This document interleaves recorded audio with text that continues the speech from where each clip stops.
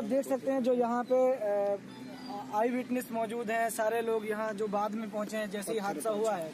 और हादसे में जैसा लोगों ने बताया है वो ये कि तेज़ डंपर आ रहा था या तेज़ भी नहीं था, क्योंकि यहाँ पे जो बहुत से पत्थर लगाए हैं अपने रोकथाम के लिए या पुलिस अपने मकसद से उनको लगा के रखती है।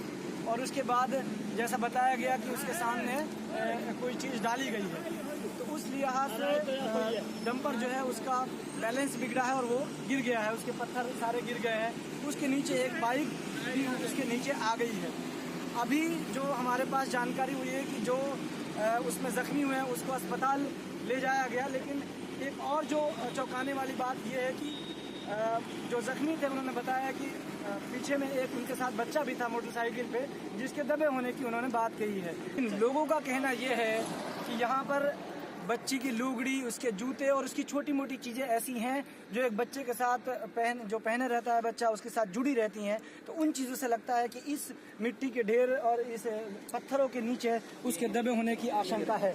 देख सकते हैं आप यहाँ पे इस के नीचे दबे होने की आशंका है, लेकिन अभी पुलिस ने पत्थरों को रोड से हटा दिया है, लेकिन इसके नीचे कोई छानबीन की कोशिश नहीं की गई है। यहाँ पे बहुत घटना हो गई पत्थरों से। हालांकि जैसे हम पहले भी बता चुके हैं कि इस नेशनल हाईवे 248A है, जहां पर हमने पहले भी आपके लिए बताया है कि यहां पर हादसे रोजाना होते रहते हैं।